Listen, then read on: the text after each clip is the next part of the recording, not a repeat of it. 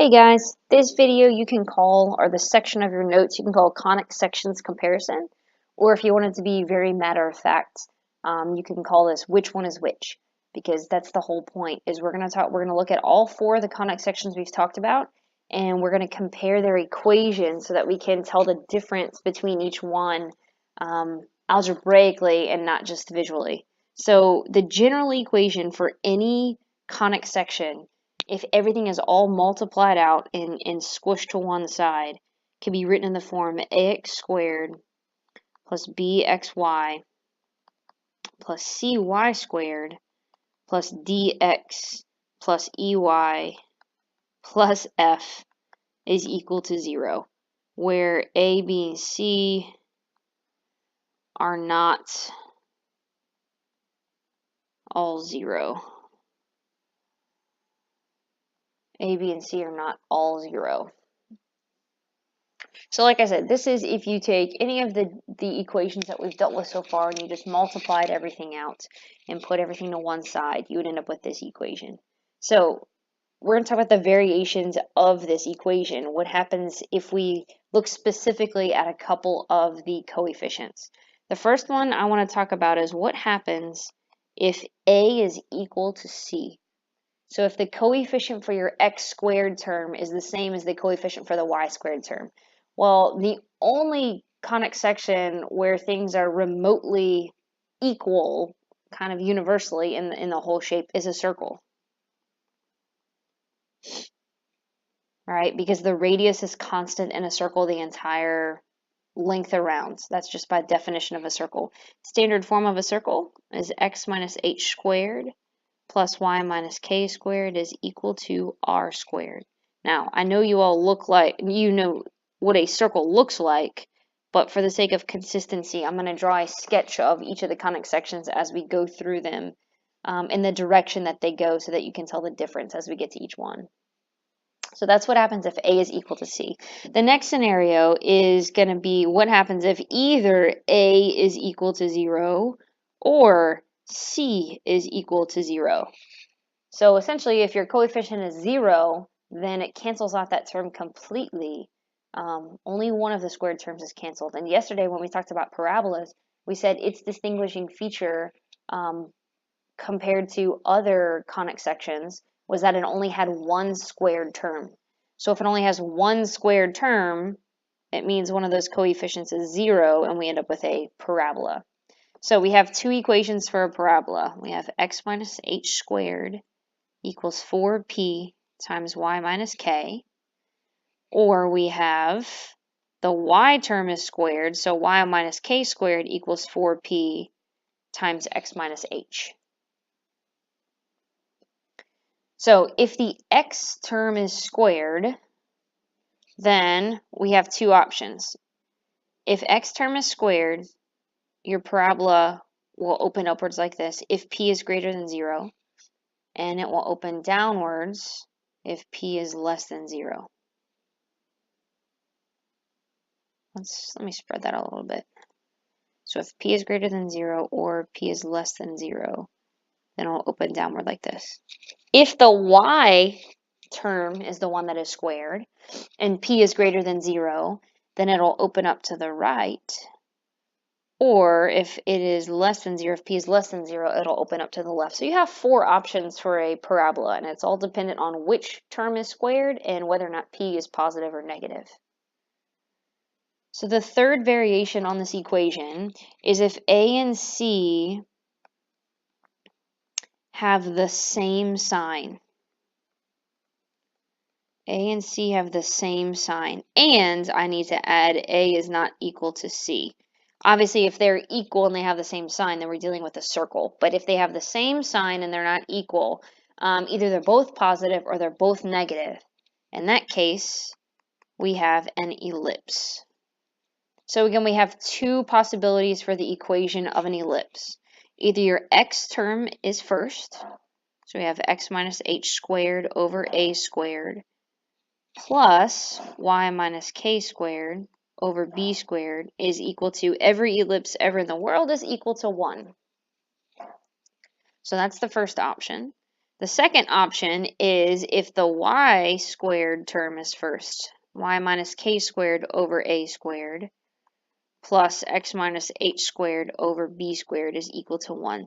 So the main differences between these equations is if your x squared term is first or your y squared term is first. And the reason that it's important is because their location is important is because a is always bigger than b, which means your hyperbola is going to be, or your ellipse is going to be stretched more in that direction. So if your x squared term is the one that's over the bigger number, then that means your ellipse is stretched more in the x direction. Okay, if the y squared term is first and it's over a squared, the bigger number, then your ellipse is stretched more in the y direction. And then obviously the last conic section that we haven't talked about yet is the hyperbola. And we said its equation is essentially the same thing as an ellipse. All of the variables and everything, all that's the same, except there's a minus sign between them. So if there's a minus sign between them, another way of saying that is just that A and C have opposite signs. A and C have opposite signs. One is positive and one is negative. So again, we can have x minus h squared over a squared minus y minus k squared over b squared, also equal to 1. Or y minus k squared over a squared minus x minus h squared over b squared is equal to 1. Now, I want to remind you in a hyperbola, a, though it still comes first, right? Notice in all four of these equations, a squared is in the first denominator. Though it comes first, it is not always necessarily bigger in a hyperbola. The distinguishing factor in the hyperbola is your x coordinate or is your x variable positive or is it negative? And that's the location of which one comes first. If your x squared term is first, if your x squared term is positive, then our hyperbola opens up along the x's. So it opens up to the left and to the right like this. If the y squared term is the one that's positive and comes first, then our hyperbola opens upward and downward like this. So this little chart should hopefully really help you organize all of your equations to be able to tell the difference between each of your conic sections based on just the equation. So I want to do 4 examples very quickly to distinguish between the 4 and kind of practice looking for A and C. So example number 1, 3x squared minus 2y squared minus 4x plus 5y is equal to negative 3.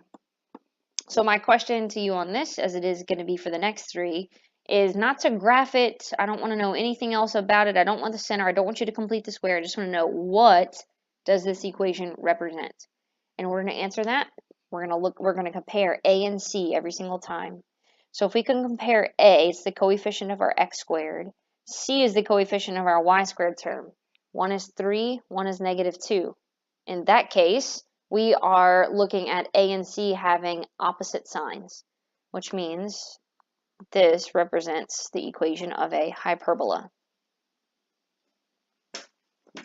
Example number 2, negative 4x squared minus 4y squared plus 6x plus y equals negative 5. Again, if I look at my coefficients for x squared and y squared, my x squared coefficient is negative 4, and so is my y squared coefficient. So when A and C are equal to each other, that was the very first one in the chart that we had. If A and C are equal, then this ends up making a circle. Example number 3, 8x squared plus y squared plus 3x minus 7y is equal to 0. A, coefficient for x squared, is 8. C, coefficient for y squared, there's nothing there, so it's understood to be a positive 1. So I have a positive 8 and I have a positive 1.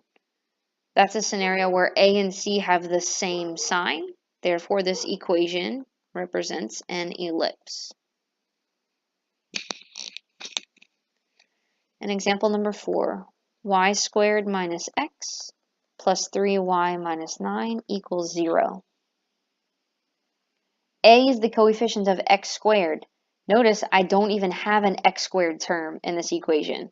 I only have a y squared term whose coefficient is 1. So that means if I don't have an x squared term at all, that means a is equal to 0. Or in general, I have one squared term, period. And if I only have one squared term, then I know that this conic section will be a parabola. So hopefully this chart helps you get things organized in your brain for that section on the test where I'm just going to give you a list of equations and I might ask you, just like I did here, very simple, which conic section will it create?